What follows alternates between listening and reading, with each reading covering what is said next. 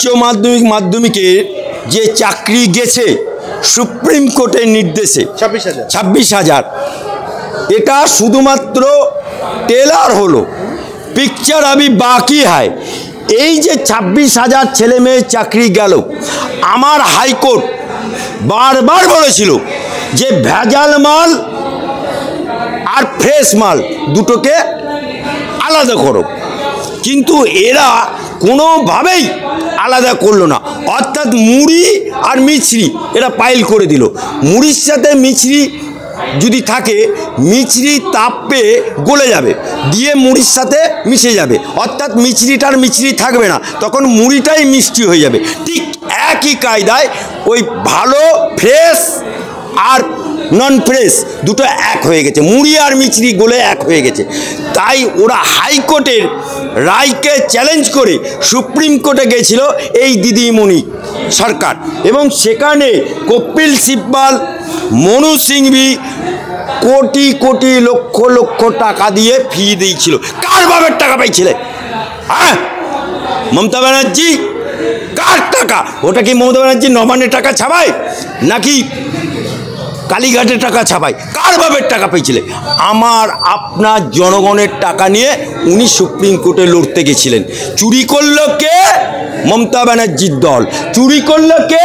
মমতা ব্যানার্জির এমএলএ। চুরি করলো কে? মমতার শিক্ষামন্ত্রী। চুরি করলো কে? অপা। চুরি করলো কে? মমতা ব্যানার্জির এমএলএ। চুরি করলো কে? মমতা ব্যানার্জির প্রধান। চুরি করলো কে? মমতা ব্যানার্জির এমএলএরা। আর ভোগাতে হলো, সেই হাইকোর্টে মামলা লড়তে হলো জনগণের টাকায়, কিন্তু শেষ রক্ষা করতে পারলো না। 26,000 ছেলের চাকরি চলে গেল, অর্থাৎ ভেজাল আর ফ্রেশ সবারই চাকরি চলে গেল। আজকে যে বাবা মারা তার মেয়ের বিয়ে দিয়েছিল, জামাই আমার স্কুল মাস্টার বুক ফুলিয়ে বলছিল, কিন্তু সেই জামাই এখন রাস্তায় বেরোচ্ছে, শালি বলছে আমার জামাই বাবু গো ভুয়ো শিক্ষক, আর রাস্তায় ছেলেগুলো বেরোচ্ছে ও ভুয়ো শিক্ষক, ও ভুয়ো শিক্ষক, টনটিটকিরি করছে। আবার লোকেরা জিজ্ঞেস করছে, হ্যাঁ গা কত টাকা দিয়ে চাকরি পেয়েছিলে গা?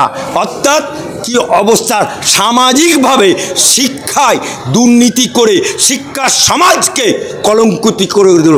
বাংলার বুকে নবাব সিরাজউদ্দৌলার সাথে মির্জাফরি করেছিল বলে বাংলার বুকে আজকে মুসলমানরা কোনো পুত্র সন্তান তার ঘরে জন্মালে মির্জাফর নামটা রাখে না।